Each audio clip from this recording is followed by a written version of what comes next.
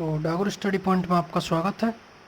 और हम पढ़ रहे थे राजस्थान के पुरातात्विक स्थल और 3 बड़े स्थलों के बारे में हमने जानकारी ली, जिनमें कालीबंगा, आहाड़ और बैराट। और आज हम अध्ययन करेंगे गणेश्वर की सभ्यता। सीकर जिले में स्थित है, नीमका थाना तहसील, गणेश्वर सभ्यता।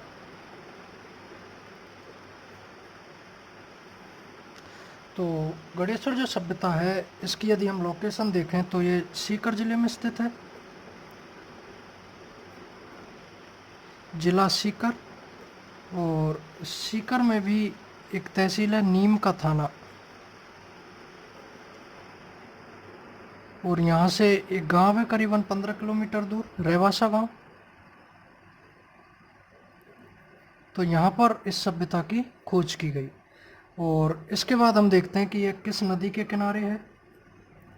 तो अंतःप्रवाह की एक नदी आती है जिसका उद्गम सीकर जिले से ही होता है, खंडेला की पहाड़ियों से।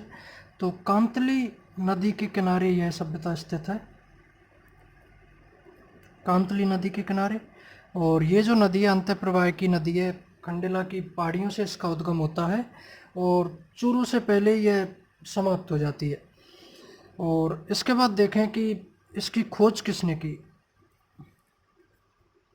तो 1972 में रतनचंद्र अग्रवाल के द्वारा इसकी खोज की गई, रतनचंद्र अग्रवाल।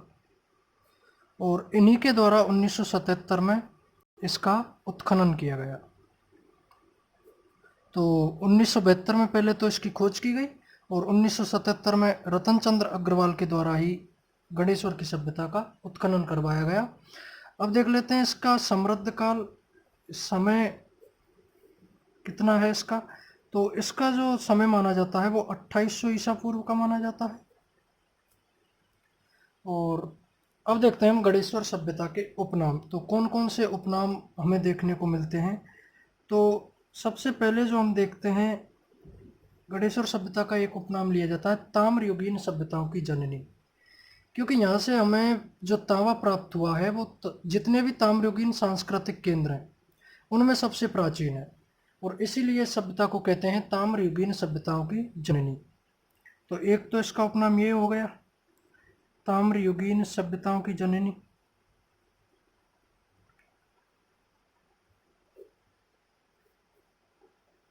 क्योंकि जितने भी हमारे ताम्रयुगीन सांस्कृतिक केंद्र हैं या स्थल हैं, उनमें सबसे प्राचीन तावा यहीं से प्राप्त होता है, सबसे प्राचीन तावा।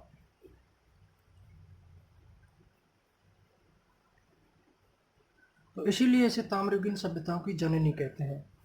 एक और नाम इसका हमें देखने को मिलता है, पूर्व हड़प्पा कालीन सभ्यता, पूर्व हड़प्पा कालीन सभ्यता।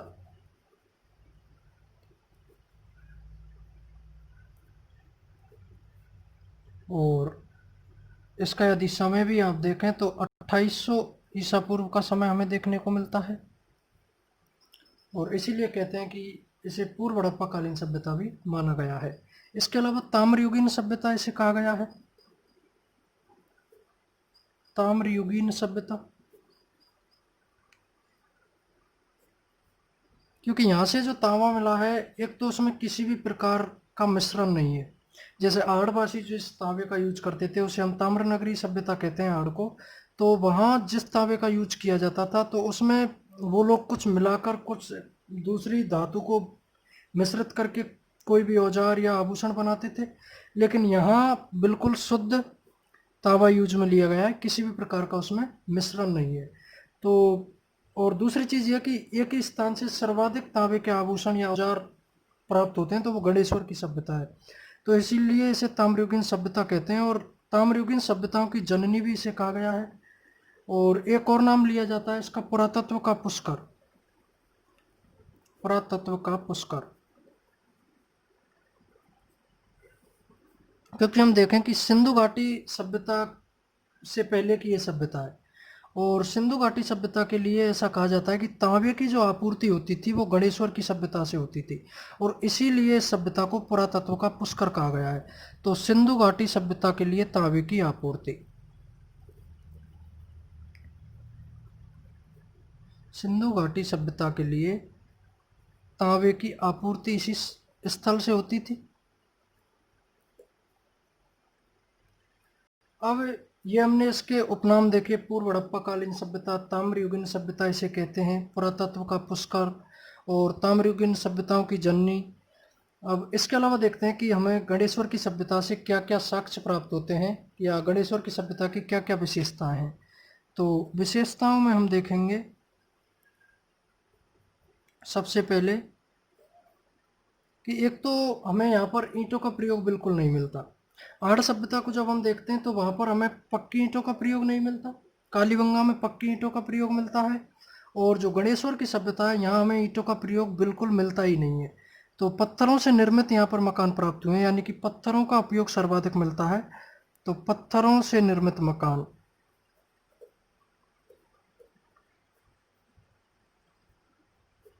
और इसके अलावा यहाँ पत्थर के बांध भी प्राप्त हुए हैं, और एकमात्र ऐसा स्थल है ये ऐसा पत्थर से निर्मित बांध इसी स्थल से प्राप्त हुए हैं। तो ऐसा एकमात्र स्थल गणेश्वरी है जहाँ से पत्थर से बने हुए हमें बांध प्राप्त होते हैं। इसके अलावा कथी मृद पात्र यहाँ से प्राप्त हुए हैं। कथी मृद पात्र गणेश्वर की सभ्यता से हमें प्राप्त होते हैं। और आगे बात करें तो एकमात्र ऐसा स्थान है गणेश्वर सभ्यता जहाँ से ताम्र आभूषण और तांबे के उपकरण हमें एक साथ प्राप्त होते हैं, और बहुत अधिक मात्रा में प्राप्त होते हैं। और इसी कारण इस सभ्यता को कहा गया है ताम्रयुगीन सभ्यताओं की जननी। यानी कि जितनी भी ताम्रकालीन सभ्यता हैं उन सभी की जननी जिसे माना गया है वो है गणेश्वर की सभ्यता। और उसका कारण क्या है कि एकमात्र स्थान है जहाँ से एक साथ ताम्र आभूषण मिले हैं। एकमात्र स्थान जहाँ से एक साथ ताम्र आभूषण व तांबे के उपकरण मिले हैं। ताम्र आभूषण व तांबे के उपकरण मिले हैं।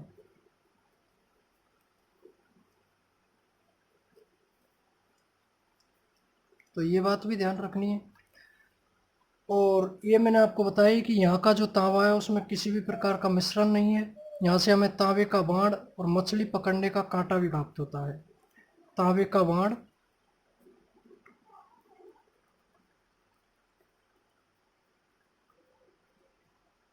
और एक हमें यहाँ से प्राप्त होता है मछली पकड़ने का कांटा।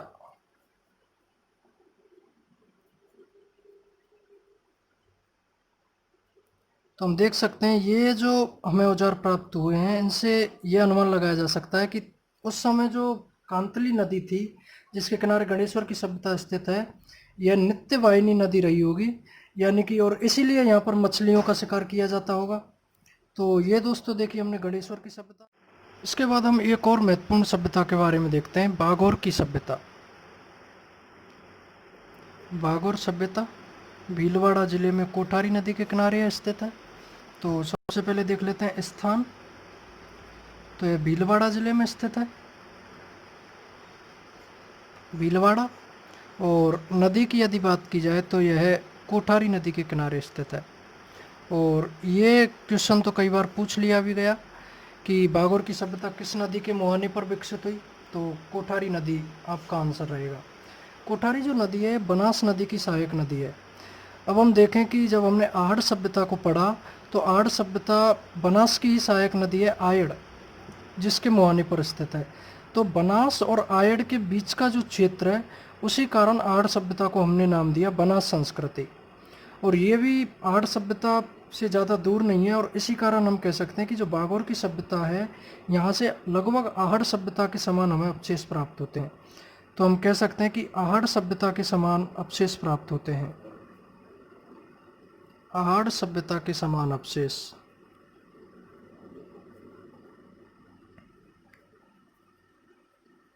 एक तो ये बात ध्यान रखनी है, सभी तो नहीं लेकिन कुछ ऐसे साक्ष्य हमें प्राप्त होते हैं जो आहड़ सभ्यता से मिलते जुलते हैं। इसके बाद उत्खननकर्ता की बात करें तो वीरेंद्रनाथ मिश्र द्वारा इसका उत्खनन किया गया। उत्खनन वीरेंद्रनाथ मिश्र। और इनके साथ एक इनके सहयोगी भी थे, डॉक्टर एल एस लेस्निक।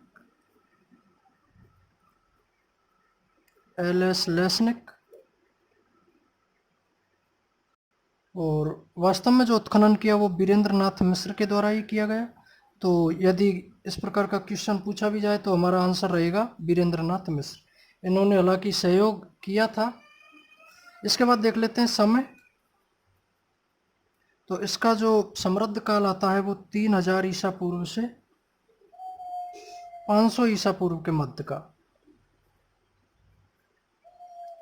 अब यहाँ से जो सबसे इम्पोर्टेंट बात रहती है वो ये है कि यहाँ से प्राचीनतम पशुपालन और कृषि के साक्ष्य हमें मिलते हैं। यानी कि हम ये कह सकते हैं कि संपन्न जो पाषाण काल है उसकी सभ्यता है बाघोर सभ्यता। तो संपन्न पाषाण काल की सभ्यता इसे कहते हैं, संपन्न पाषाण काल की सभ्यता। हम देखते हैं कि प्रागैतिहासिक काल से ही हमें पशुपालन के अवशेष प्राप्त होने लगते हैं। और प्रागैतिहासिक काल को पाषाण काल भी कहा जाता है और मुख्य रूप से इसे 3 भागों में बांटा गया है। एक हम प्राचीन पाषाण काल, मध्य पाषाण काल और उत्तर पाषाण काल। तो प्राचीन पाषाण काल से हमें कृषि और पशुपालन के अवशेष प्राप्त होने लगते हैं। तो और उत्तर पाषाण काल में तो पूर्णतः मानव विकसित ही हो चुका था और इसीलिए हम कहते हैं इसे कि यह संपन्न पाषाण काल की सभ्यता है।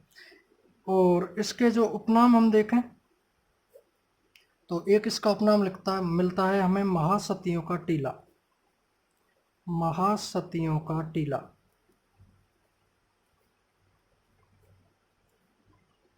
इसके अलावा यहाँ से पत्थरों से निर्मित औजार और शास्त्र हमें काफी मात्रा में प्राप्त होते हैं।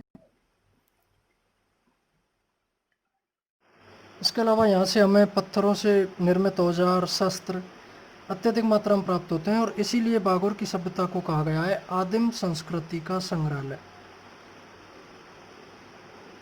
आदिम संस्कृति का संग्रहालय।